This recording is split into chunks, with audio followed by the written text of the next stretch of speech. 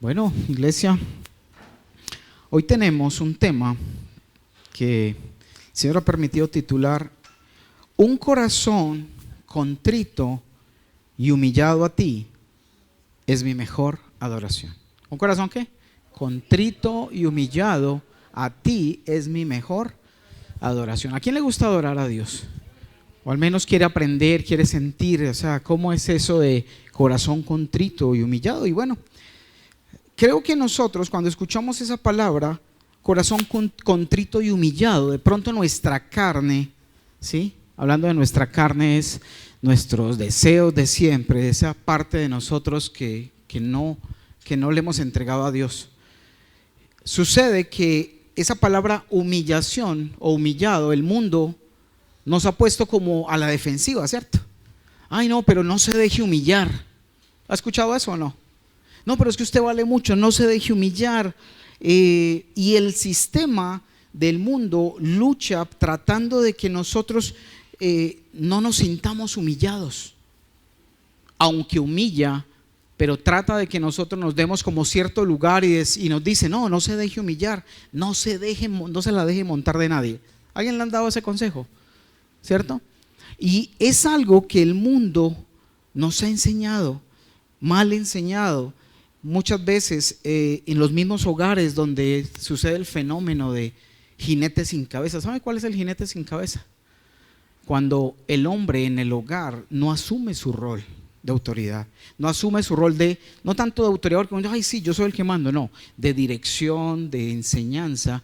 Entonces no hay quien tome la bandera, y la mujer normalmente en estos tiempos que toma la bandera se vuelve el líder y empieza a hacer las cosas al revés, empiezan a manejar como con un control, con un autoritarismo y fuera del orden de Dios. Entonces, y a muchas mujeres hoy día, hasta las mismas mamás les han dicho, no, mija, no se deje.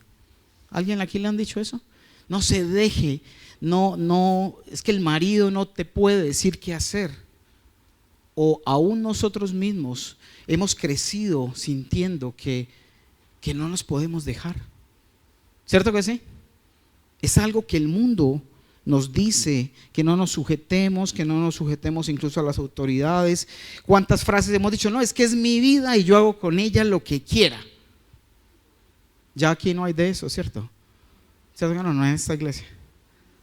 No, mira, ¿cuántos nosotros en la misma humanidad y hasta nosotros tiempo atrás llegamos a decir, no, es que es mi cuerpo, yo hago con él lo que quiera? Es que la niña quedó embarazada, entonces decide abortar y dice, no, es que es mi vida, es que es mi cuerpo. Y siempre en contra de esa palabra humillación, en una insujeción a la autoridad en todos los aspectos. Tristemente ve uno cómo la gente humilla o trata mal a las autoridades, ¿cierto? Trata mal a los agentes de tránsito, trata mal a la policía, a los mismos dirigentes. Y Dios nos ha puesto autoridades para que nosotros respetemos. Y si tiene dudas, en su casa puede leer Romanos 13, no ahorita, pero cuando esté en su casa, para que mire cómo Dios respalda y habla de la autoridad. Y todo eso que ha venido a nuestro corazón, empezando con ese título, un corazón que contrito y humillado para ti es mi mejor adoración. Y es entender por qué muchas veces nos cuesta tener un corazón contrito. ¿Y qué es eso? Porque tenemos que aprenderlo hoy. Y vamos a empezar, vamos a ir a Ezequiel capítulo 28, donde nosotros humanamente recibimos esa mala información, esa herencia. En Ezequiel 28, capítulo, versículo 12, vamos a leerlo hasta el 17. Y es una escritura que habla, le está hablando inicialmente al rey de Tiro, pero operando en el rey de Tiro, ¿quién estaba? Satanás. Entonces habla la palabra acerca de esa herencia, de dónde salió. Mira, cuando yo lucho contra la humillación y no me quiero dejar humillar, no me quiero dejar enseñar, ¿qué hay en mí? ¿Humildad? No, hay orgullo, hay soberbia, hay arrogancia. Y vamos a ver de dónde surgió, de dónde salió, de dónde nos transmitieron esa enseñanza mal enseñada. Dice en el 12, hijo de ¿qué? de hombre, entona una elegía o un canto fúnebre al rey de Tiro y adviértele que así dice el Señor omnipotente: eras un modelo de perfección. Eso era Satanás cuando estaba al servicio del Señor. Eras un modelo de perfección, lleno de sabiduría y de hermosura perfecta. Estabas en Edén, en el jardín de Dios, allí en la presencia de Dios, adornado con toda clase de piedras preciosas: rubí, crisólito, jade, topacio, cornalina, jaspe, zafiro, granate y esmeralda. Yo creo que cualquier mujer no alcanzaría a tener todo ese tipo de piedras preciosas que tenía él. Y dice: tus joyas y encajes estaban cubiertos de oro y especialmente preparados para ti desde el día en que fuiste creado. 14.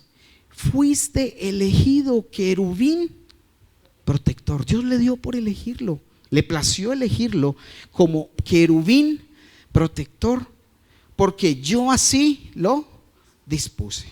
Estabas en el santo monte de Dios y caminabas sobre piedras de fuego. Desde el día en que fuiste creado, tu conducta fue irreprochable, hasta que la maldad halló cabida en ti. Por la abundancia de tu comercio te llenaste de violencia y pecaste. Por eso te expulsé del monte de Dios como a un objeto profano, y a ti, querubín protector, te borré de entre las piedras de fuego. A causa de tu hermosura te llenaste ¿de qué? De orgullo. A causa de tu esplendor corrompiste tu sabiduría. Por eso te arrojé por tierra y delante de los reyes te expuse al ridículo. Y ese es el modelo, lo que fue inyectado en nuestra carne en la caída del hombre, cuando fallamos, cuando Adán falló frente a la tentación de Satanás. ¿Qué recibimos ahí? Orgullo, arrogancia, insujeción. Y es lo que Satanás ha querido durante toda la vida en nuestro mundo, en este sistema, instaurar como una anarquía, ¿cierto? Un sistema donde nadie, sin Dios y sin ley, y cada quien hacer lo que le parezca. Es lo que él ha querido hacer. Pero contrario a eso viene el ejemplo, nuestro Padre, que nos dio y nos mandó a su Hijo para darnos ese ejemplo de vida, para darnos ese ejemplo de cómo se comporta un hijo verdadero de Dios, ¿cierto? Y él mismo nos enseñaba. Vamos a ir a Mateo 11, versículo 29.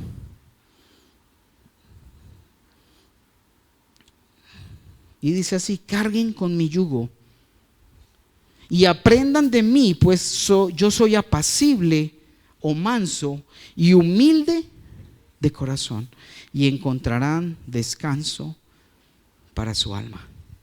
Mira, hay algo en lo que necesitamos imitar a Jesús. Y dice: carguen con mi yugo. ¿Saben qué es un yugo, no? Ah, sí, el de la novia, el que bota para atrás. No. Ese es otro tipo de yugo. Pero es el yugo que ponían entre dos bueyes aquí en el cuello, que debían estar parejos para que no quedara torcido y poder arar la tierra. Y dice: carguen mi yugo. Y sabes, tú estás en un lado del yugo, ¿y quién está en el otro lado? Está Jesús a tu lado, ayudándote con las cargas. Y dice: aprendan de mí, pues yo soy apacible o manso y humilde humilde. Contrario a lo que hizo Satanás, ¿cierto? Contrario a ese orgullo, a esa arrogancia, a esa falta de sujeción a Dios. Dice: aprendan de mí, que yo soy manso, soy apacible, humilde de corazón, y encontrarán descanso para su alma. ¿Sabes por qué? Porque cuando tú y yo no aprendemos a ser humildes, nuestra alma jamás podrá tener descanso. No podrá. Porque es que el descanso lo da de Él. Y si nosotros permanecemos en el orgullo, en la arrogancia, y no bajamos la guardia frente a cualquier cosa que nos hicieron, que sucedió, que pasamos, y seguimos odiando y seguimos guardando arrogancia, orgullo, no vamos a poder entrar en ese descanso. no vamos a poder entrar en ese reposo que Dios tiene. Y recuerdo un día que soñé. ¿Alguno de ustedes sueña aquí? Y dice la palabra que el Señor también nos habla a través de sueños. Y ese sueño, a algunos se los he contado, no sé si, pero bueno, aquí le cuento a todos. Y ese día soñé que había un hombre delante de mí. No le veía el rostro, solo le veía esta parte, pero sabía que era Dios que me hablaba. Y me dijo: ¿cómo te llamas? Y yo le dije: nadie. Y me dijo luego: entonces, si alguien te ofende, ¿a quién ofende? Y yo le dije: a nadie. Ese fue el sueño. Y Dios me enseñaba que yo no soy, ¿qué? Nadie. Entonces, ¿a quién humillan? A nadie. Y mira, hay algo muy tremendo que también Dios me ponía en mi corazón. Y es que no nos podemos sentir humillados. No debemos sentirnos, ¿qué? Pero sí debemos ser humildes. Y me pasaba mucho porque cada rato de pronto mi esposa me hacía caer en cuenta de un error. Me decía: mi amor, yo he visto que estás ahí. No, ¿cómo así? ¿Cómo hay que yo estoy? No. Y sacaba excusas y ponía una y la otra. Y Dios me hablaba y me decía: no te sientas humillado, sé humilde. Y mira, ¿sabes una cosa? Cuando alguien te diga algo, así y como la verdad duele, ¿cierto? Cuando a usted le dan ese puntadita donde le pegan en el ojito, a usted más como que le salta la chispa, ¿cierto? Y ese dicho de que la verdad duele es cierta. ¿Y qué pasa? A veces te pueden decir cosas que no son muy agradables para ti, pero aún en medio de esas cosas, aunque no sean totalmente ciertas, hay que ser, ¿qué? Humildes y recibir aquello que Dios te quiere entregar y te quiere mostrar. Y es algo que Dios necesita y Dios quiere, porque el mejor y el mayor sacrificio a Él es un corazón, ¿qué? Contrito y humillado. Pero vamos a entender y aprender esa parte de esa humillación que Dios quiere que nosotros tengamos. Vamos a ir al Salmo 34, 18. Salmo 34, 18. Y dice así. Y léelo bien. El Señor está, ¿qué? Lejos. No, está cerca de los quebrantados de corazón y salva a los de espíritu abatido. Mira, ¿sabes una cosa? Cuando tú estás sin esperanza, sientes que el mundo se acabó, que no hay nada más para hacer, es donde Dios viene y te rescata cuando tú expresas esa necesidad que tienes de Él. Porque dice que Él está cerca de los quebrantados de corazón. Cuando tú te quebrantas delante de Él, cuando te rompes y expresas tu necesidad de Dios, ¿Él qué hace? Se acerca a ti. Pero si tú te haces el fuerte y dices que no necesitas de Dios, pues Él te va a dejar esperando a que tú puedas pedirle ayuda y puedas acercarte a Él. Mira, iglesia, si nosotros no clamamos ayuda, reconocemos nuestra incapacidad, Él no puede venir a ayudarnos, o no viene a ayudarnos. Él puede hacer lo que quiera, pero no viene si nosotros no le declaramos esa debilidad, esa incapacidad en nuestra vida.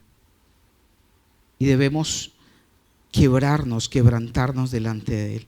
Vamos a ir a Isaías, capítulo 66, versículo 2. Tengamos presente sin olvidar esa palabra contrito y humillado. Dice: fue mi mano la que hizo, ¿qué? Todas estas cosas, todo lo que existe, fue así como llegaron a existir, afirma el Señor. Yo estimo, ¿a quién? A los pobres. ¿Cuántos pobres hay aquí en este lugar? Ay, no, yo no soy pobre, no, es la pobreza de tu alma, que tienes tu brazo siempre extendido para recibir lo que Él te quiere entregar. Y dice: yo estimo a los pobres y contritos de espíritu, a los que tiemblan ante mi palabra. Mira, ahí hay tres características: pobre de espíritu, que necesito todo de Él. ¿Y qué más? Contrito de espíritu, y que tiemblan ante mi palabra. ¿Tú quieres ser de estima para Dios? Yo quiero ser de estima para Él.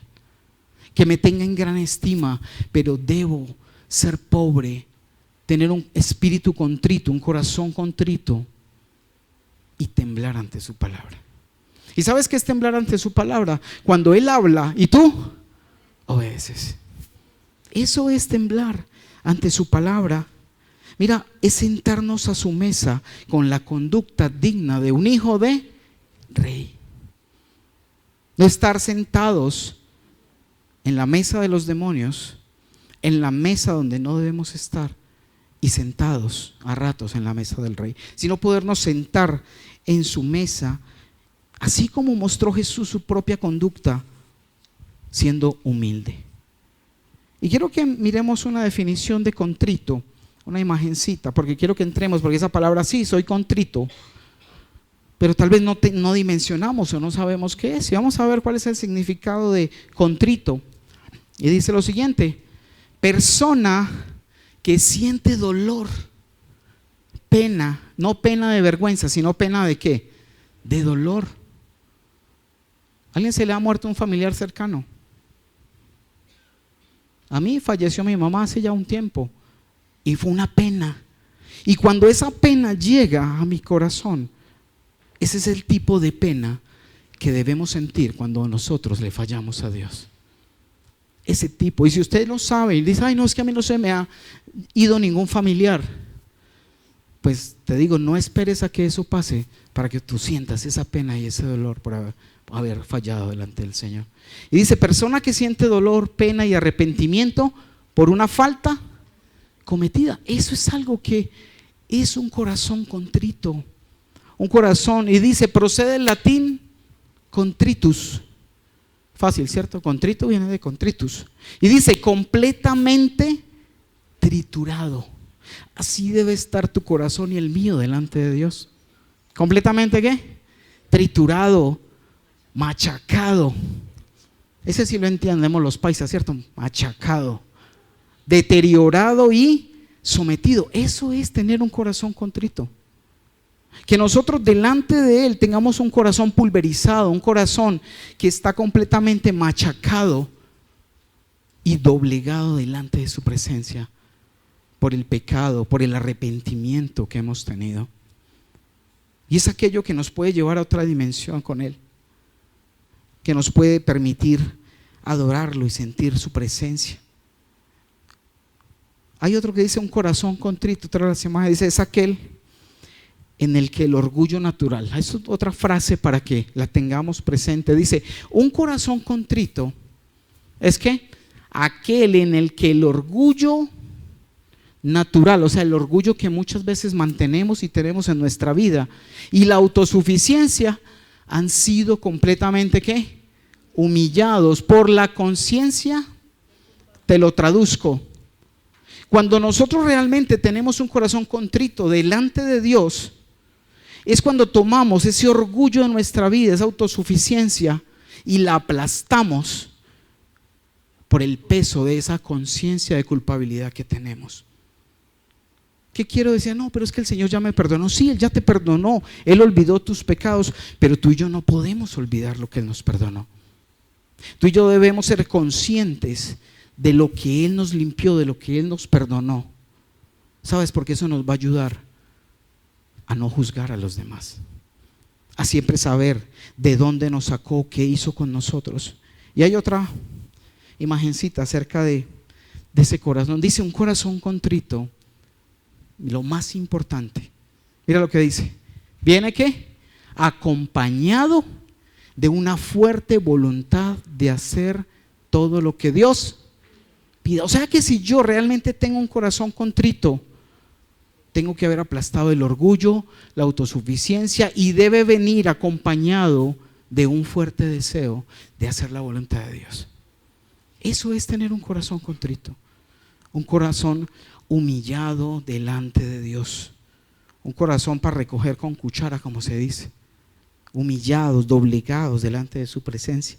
Mira, iglesia, cuando el arrepentimiento es sincero, es real, nuestro corazón es modificado, es cambiado y obtenemos una conciencia aplastada por el peso de nuestra propia culpa. Y es cuando tú y yo entendemos que somos tan pecadores que no podemos levantar la cabeza para juzgar a otra persona. Porque a veces nos sentimos muy buenos, ¿cierto? No, es que yo voy a la iglesia, es que yo leo la Biblia, y este pecador. No, cuando nosotros estamos llamados a entregar amor, misericordia, para hacerlo. Y quiero que vamos a Santiago, capítulo 2, versículo 10. Y quiero que analicemos esto. Regálame el versículo.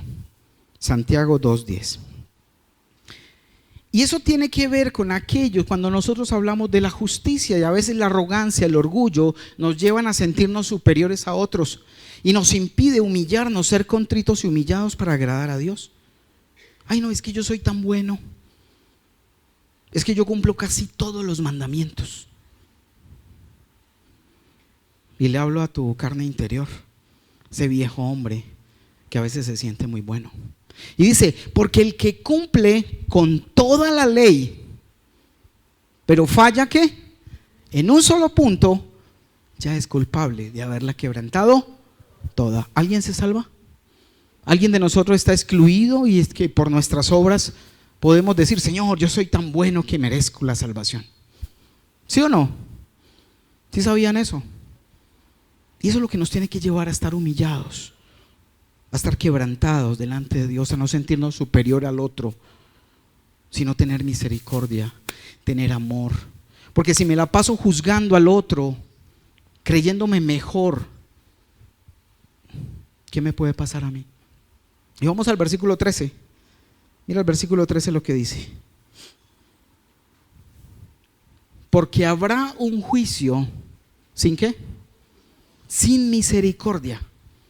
¿Quién quiere tener un juicio con misericordia? Con misericordia. ¿Quién lo tiene? Yo lo quiero. Claro que sí. Y dice, porque juicio sin misericordia se hará con aquel que no hiciere misericordia. Y la misericordia triunfa sobre el juicio. O sea que si nosotros queremos que no seamos juzgados y que nos hagan pasito, ¿qué tenemos que hacer nosotros? Hacer pasito también. Juzgar, no juzgar y tener misericordia. Porque si juzgamos a otros, ¿sabe? Cuando tú juzgas a otro es porque realmente no ha habido un arrepentimiento en tu corazón. Porque si hubiera habido un arrepentimiento, seríamos tan conscientes de nuestro pecado que nos impediría juzgar a otro. ¿Sí lo captas? ¿Capish? Si nosotros nos arrepentimos verdaderamente, no juzgaríamos a otros. ¿Sabes? Porque esa misma realidad del pecado que hemos cometido nos llevaría a guardar, a decir, no, yo no puedo juzgar a aquel porque es que yo también he hecho lo mismo, porque es que yo también he fallado. Porque aunque crea que haya cumplido todos los mandamientos, ¿he fallado en uno o en muchos? Yo creo que en muchos. Y por eso es que entra Jesús con su amor y su gracia, con su muerte y resurrección, a esa gracia. ¿Vieron lo de la gracia? A esa gracia que nos da un amor inmerecido, un perdón inmerecido en nuestros corazones. Mira, todos nosotros somos culpables totalmente de muerte, somos dignos de muerte, pero por su gracia Él nos perdona, nos limpia. Y vamos a ver lo que dice Hebreos 4, el 14 al 16. Hebreos 4.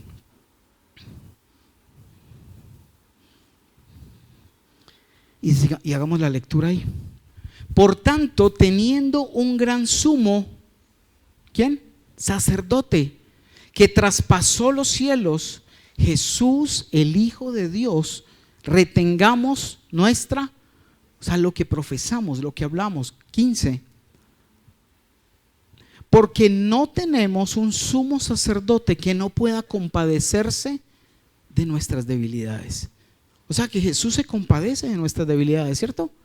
Sino uno que fue tentado en todo según nuestra semejanza, pero sin pecado. 16. Acerquémonos pues confiadamente al trono de la gracia para alcanzar misericordia y hallar ¿qué? Gracia para el oportuno socorro. Así que como nosotros no somos perfectos y fallamos y no podemos cumplir la ley a cabalidad, porque es imposible por nuestra condición humana de pecadores, tenemos que recurrir ¿a dónde? Al trono de la gracia. Y esa misma misericordia que quiero para mí, debo tenerla ¿para quién? Para el otro, conozca o no conozca. No podemos juzgarlo, porque ese juicio que yo le haga a otro será juicio que me hagan a mí. No le hagas a otro lo que no quieres que te hagan. Tenemos a quien acudir. Mira, hay algo tremendo que Dios nos ha permitido: poder acceder a ese trono de Dios. Cierto que es rico entrar en su presencia. Y mira, y muchas veces nosotros cuando venimos a la iglesia, muchos de ustedes o muchos en mucha ocasión pueden venir a la iglesia, pero realmente no entrar a su presencia. ¿Sabes? Porque cuando tú necesitas y quieres entrar a su presencia, lo primero que tienes que hacer es tener un corazón ¿qué?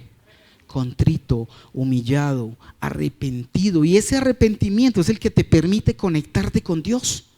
Pero si tú llegas a la iglesia y como si nada, muy chévere aquí la cancioncita y todo, pero ni siquiera tu corazón ha reconocido lo que has venido haciendo, lo que has fallado, y no hay arrepentimiento, es imposible que se active esa sensibilidad para conectarse con Dios. No se puede. ¿Por qué? Porque ese corazón lleno de orgullo no se puede desbaratar delante de la presencia de Dios. Y es lo que Él quiere. Mira, alguien hablaba de que una vez le tocó entrar a la presidencia de Estados Unidos. Y él contaba y decía, mira, una vez solamente me tocó allí entrar y había que estar 2 o 3 horas antes de que el presidente llegara. Y advirtieron a todos y les dijeron, bueno, si van a ir, vayan al baño de una vez, porque ahora que llegue el presidente, nadie puede ir al baño porque está el servicio secreto, está seguridad y se encartan donde se muevan del puesto. Adicionalmente, cuando llegue el presidente, los celulares guardados en modo avión o apagados en sus bolsillos, porque no se puede, porque es el presidente el que va a hablar. ¿Sabes? Qué rico que así fuéramos nosotros en la casa de Dios, que le diéramos esa reverencia y ese respeto como se lo dan al presidente en la tierra. Que aprendamos a saber y a distinguir y a darnos ese tiempo de adoración con Dios, ese tiempo de entregar nuestro corazón para Él. Solo humillados podemos entrar a la presencia de Dios. ¿Cómo entra un súbdito ante un rey? ¿Cómo entra? Hola rey, ¿cómo vas? ¿Sabes que no? Entran agachados, casi que como un gusanito, con reverencia, con humillación delante de Él. Y así es que hay que entrar en su presencia. De esa manera es que tenemos que acceder a su trono. Es una experiencia que nosotros debemos vivir. Y mira, hay algo muy tremendo, y es que en la Escritura, en la palabra de Dios, Dios ha puesto personajes, ejemplos, ungidos, escogidos a través de los tiempos, que nos ilustran y nos muestran evidencia de que también fallaron como nosotros muchas veces fallamos, ¿cierto? Y quiero enseñarte, iglesia, algo muy importante que aprendí en estos días, y es la reverencia y el respeto que debemos tener ante todos los escogidos de la palabra. Llámese Moisés, Sansón, David, Saúl, cualquiera. Porque ellos han sido y fueron escogidos, es más, viven delante de la presencia de Dios, la mayoría de ellos. Y nosotros debemos tener total reverencia. Y cuando tú veas en la Biblia un ejemplo que falló, que pasó algo, ¿se puede juzgar? No podemos juzgar, porque es como si juzgaras a alguien hoy día.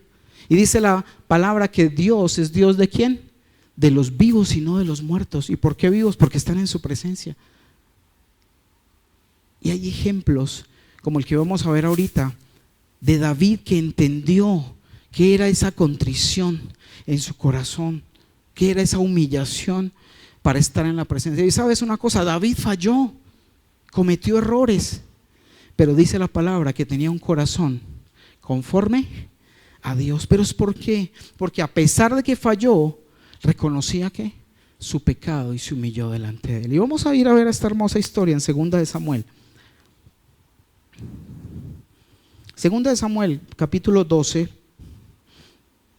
desde el versículo 1. Vamos a irlo leyendo con cuidado ahí en las pantallas y vamos a leer esta parte.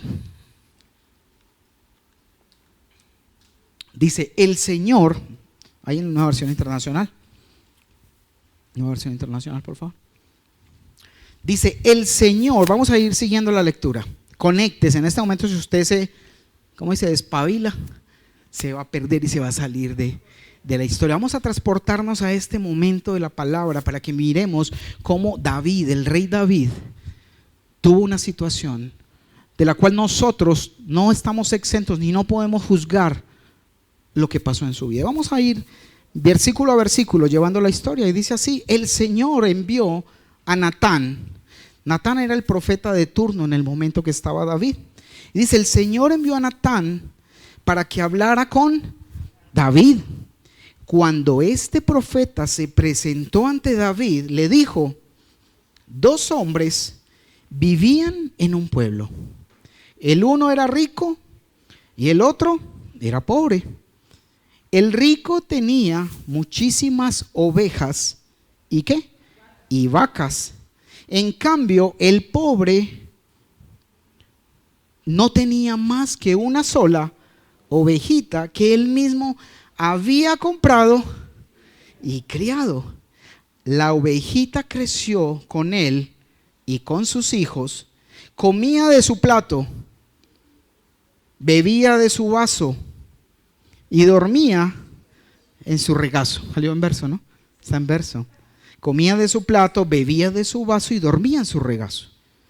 Era para ese hombre como su propia hija. Pero sucedió que un viajero llegó de visita a la casa del hombre rico, y como éste no quería matar ninguna de sus propias ovejas o vacas para darle de comer al huésped, le quitó al hombre pobre su única ovejita. Tan grande fue el enojo de David contra aquel hombre que le respondió a Natán: tan cierto como que el Señor vive, que quien hizo esto merece la muerte. ¿Cómo pudo hacer algo tan ruin? Ahora pagará 4 veces el valor de la oveja. 7. Entonces Natán le dijo a David: tú eres ese hombre. Así dice el Señor, Dios de Israel: yo te ungí como rey sobre Israel y te libré del poder de Saúl. Te di el palacio de tu amo y puse sus mujeres en tus brazos. También te permití gobernar a Israel y a Judá. Y por si esto hubiera sido poco, te habría dado mucho más. ¿Por qué entonces despreciaste la palabra del Señor, haciendo lo que me desagrada? Asesinaste a Urías, el hitita, para apoderarte de su esposa. Lo mataste con la espada de los amonitas. Por eso la espada jamás se apartará de tu familia, pues me despreciaste al tomar la esposa de Urías el hitita para hacerla tu mujer. 11. Pues bien, así dice el Señor: yo haré que el desastre que mereces surja de tu propia familia, y ante tus propios ojos tomaré a tus mujeres y se las daré a otro, el cual se acostará con ellas en pleno día. Lo que tú hiciste a escondidas, yo lo haré a plena luz, a la vista de todo Israel. He pecado contra el Señor, reconoció David ante Natán. El Señor ha perdonado ya tu pecado y no morirás, contestó Natán. ¿Están conectados con la historia? Sin embargo, tu hijo sí morirá, pues con tus acciones has ofendido al Señor. Dicho esto, Natán volvió a su casa y el Señor hirió al hijo que la esposa de Urías le había dado a David, de modo que el niño cayó gravemente enfermo. David se puso a rogar a Dios por él, ayunaba y pasaba las noches tirado en el suelo. Los ancianos de su corte iban a verlo y le rogaban que se levantara, pero él se resistía y aún se negaba a comer con ellos. Dejémoslo ahí. Tremendo, ¿no? Y Natán le dijo: tu pecado ya ha sido perdonado, pero tu hijo morirá.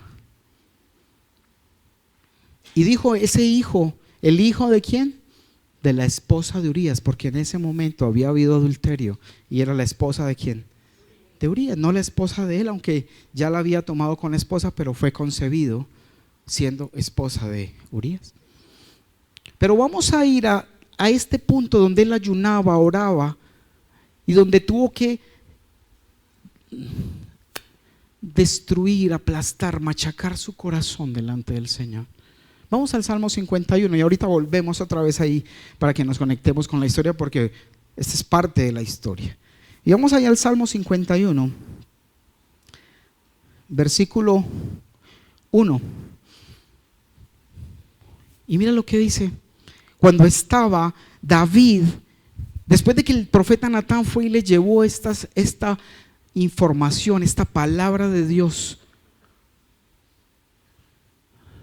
esto fue la oración que David hizo. Y dice así, pongamos cuidado, no te desconectes: ten compasión de mí, oh Dios, conforme a tu amor, a tu gran amor, conforme a tu inmensa bondad, borra. No lo dijo, hazlo conforme a que he sido muy bueno, hice muchas cosas buenas, te he obedecido. No, dijo, conforme a tu gran amor, conforme a tu inmensa bondad, borra mis transgresiones. Lávame de toda mi maldad y límpiame de mi pecado. Él era consciente de su pecado. Yo reconozco mis transgresiones, siempre tengo presente mi. Mire, y es algo que tú y yo no podemos olvidar, iglesia. Tú siempre tienes que tener delante de ti, recordar tu pecado, lo que Dios te ha limpiado, te ha sanado, para que eso te mantenga humillado delante de su presencia. Siempre.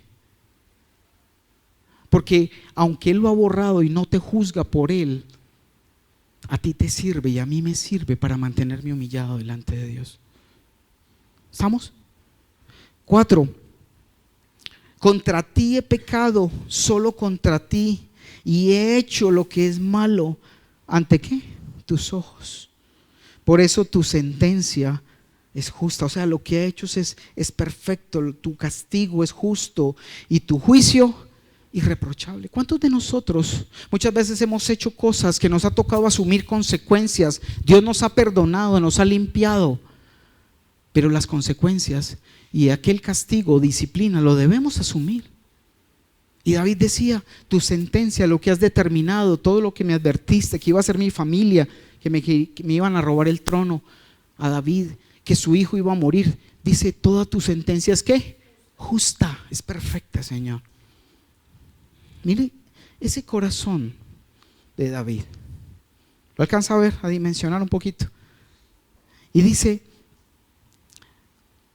5, yo sé que soy malo. Él conocía y sabía de su debilidad, de esa carne viciada. Pecador me concibió mi madre. 6, yo sé que tú amas la verdad en lo íntimo, le decía a Dios. Señor, yo sé que tú amas la verdad allí en lo secreto, y en lo secreto me has enseñado sabiduría. Purifícame con hisopo. Hisopo era una planta de ese tiempo que tenía una acción antiséptica, como si te limpiaran con alcohol. Y él decía: purifícame con hisopo y quedaré limpio, lávame y quedaré más blanco que la nieve. Sabía que Jesús, que Dios, si Él se humillaba delante de Él, lo iba a dejar limpio como la nieve. 8, anúnciame gozo y alegría, infunde gozo en estos huesos que has quebrantado. Aparta tu rostro de mis pecados y borra toda maldad. Crea en mí, oh Dios, un corazón limpio y renueva la firmeza de mi espíritu. No me alejes de tu presencia, ni me quites tu santo espíritu. Mire cómo le clamaba a Dios. 12, devuélveme la alegría de tu salvación, Señor. Que un espíritu obediente me sostenga. Así enseñaré a los transgresores tus caminos y a los pecadores se volverán a ti. Dios mío, Dios de mi salvación, líbrame de derramar sangre y mi lengua alabará tu justicia. Abre, Señor, mis labios y mi boca proclamará tu alabanza. Y mira el versículo 16 y 17 que quiero que nos enfaticemos. Mira lo que dice: tú no te deleitas en los sacrificios. En ese tiempo se hacían sacrificios de bueyes, de corderos, para ofrecérselos al Señor. Dice: tú no te deleitas en los sacrificios ni te complacen los holocaustos. De lo contrario, te los ofrece. Imagina lo que sentía David por haber fallado, ese corazón contrito y humillado, después de haberle fallado a Dios, haber pecado. Decir: Señor, mira, si tú me recibieras esos sacrificios, te los daría, Señor, pero sé que no es así como tú esperas que yo haga.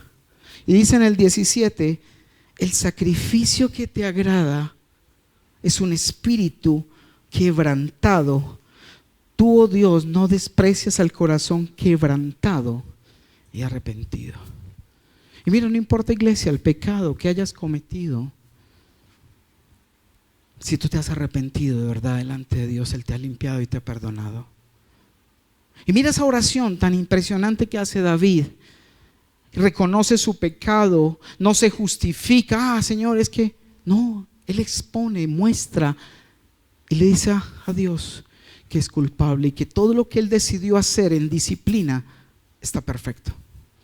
¿Estamos? ¿Cuántas veces nosotros, nuestros mismos padres, a veces nos disciplinaban? Ay, ¿por qué? Y no aceptábamos disciplina. Y volvamos otra vez allí a Segunda de Reyes, de Samuel 12, versículo 18. Vamos al 18 y reconectemos la historia. Retomemos el 17 para que miremos dónde íbamos. Y quiero que sigas conectado ahí en esta parte. Y dice: los ancianos de su corte iban a verlo y le rogaban que se levantara. Pero él se resistía, aún se negaba a comer con ellos. 18.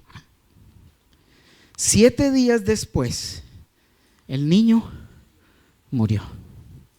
Los oficiales de David tenían miedo de darle la noticia, pues decían: si cuando el niño estaba vivo le hablábamos al rey y no nos hacía caso, ¿qué locura no hará ahora si le decimos que el niño ha muerto?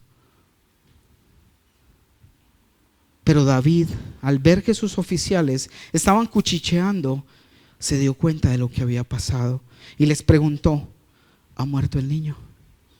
Sí, ya ha muerto, le respondieron.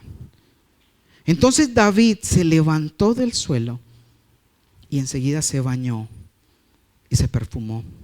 Luego se vistió y fue a la casa del Señor. ¿Para qué? ¿Será que tú y yo haríamos lo mismo si vivimos una situación de esas? Se paró, se dio cuenta que su hijo había muerto, tal como el Señor le había dicho. Se bañó, se perfumó y se fue a la presencia de Dios a adorarlo y a darle gracias. Y dice: después regresó al palacio, pidió que le sirvieran alimentos y comió. ¿Qué forma de actuar es esta?, le preguntaron sus oficiales. Cuando el niño estaba vivo, usted ayunaba y lloraba, pero ahora que se ha muerto, usted se levanta y se pone a comer. David respondió: es verdad que cuando el niño estaba vivo yo ayunaba y lloraba, pues pensaba: quién sabe, tal vez el Señor tenga compasión de mí y permita que el niño viva. Pero ahora que ha muerto, ¿qué razón tengo para ayunar? ¿Acaso puedo devolverle la vida? Yo iré donde Él está, aunque Él ya no volverá a mí.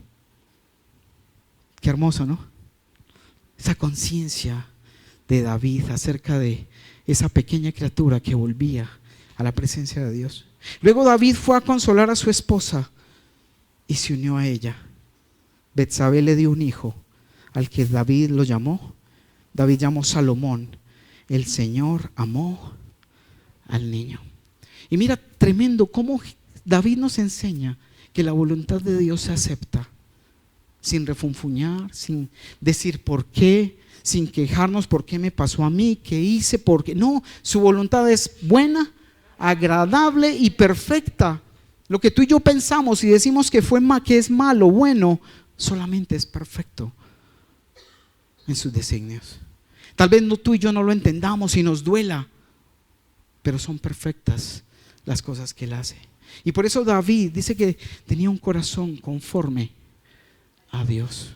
Y falló, y su falla, mira, sabes, hemos hecho nosotros cosas peores que las que hizo David. Hemos matado, ¿no? Hemos adulterado. Hemos hecho cantidad, hemos robado, hemos hecho de todo en nuestro corazón. Y muchas veces hasta físicamente. Nos da oportunidad de juzgar a otro. ¿Cierto que no? No nos da la oportunidad. Y terminamos, se acabó. Terminamos con Isaías 57. Isaías 57, versículo 15. Vamos al versículo 15, lo que dice.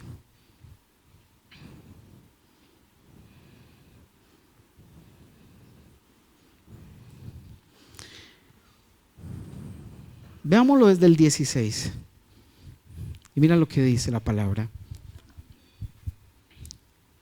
Mi litigio no será eterno. Perdón, desde el 15, perdón. Del 15.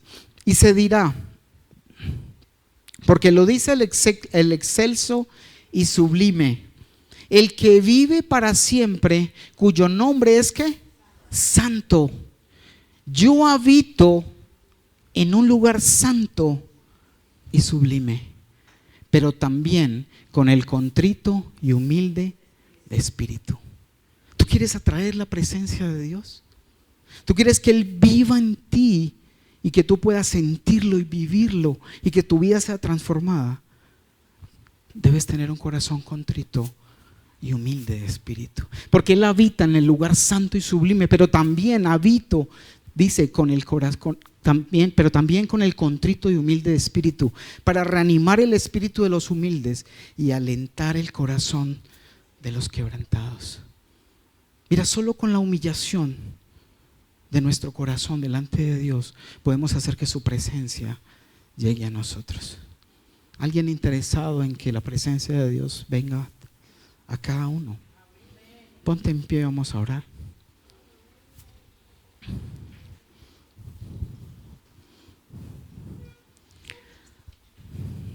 Un pianito por el momento.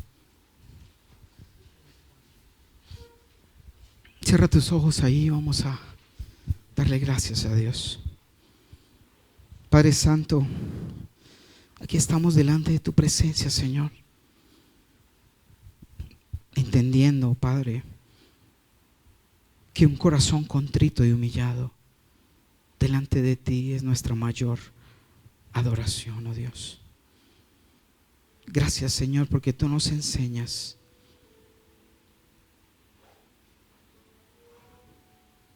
a que tu presencia se hace vigente en nuestra vida con un corazón contrito y humillado, así como David, oh Dios. Yo sé que el Señor ha hablado a tu corazón allí y ha mostrado tu pecado también, tu orgullo, tu arrogancia. Es tiempo de que te desnudes delante del Padre. Es tiempo de que te desnudes delante de Él y que reconozcas tu culpa. Padre, gracias, Señor. Gracias, Señor, por lo que tú nos hablas, por lo que tú nos enseñas, Señor. Porque la humildad es la que tú amas, Señor, no los corazones orgullosos. Exprésale a Dios lo que Él ha hablado a tu corazón y lo que ha movido allí dentro de ti. Solamente Él sabe por qué hoy entregó esta palabra. Tal vez para reconfortar tu corazón, para confrontarte. Gracias, Señor, por este tiempo, Dios. Gracias, papá, por lo que haces, porque nos enseñas y nos muestras todo tu amor. Y quiero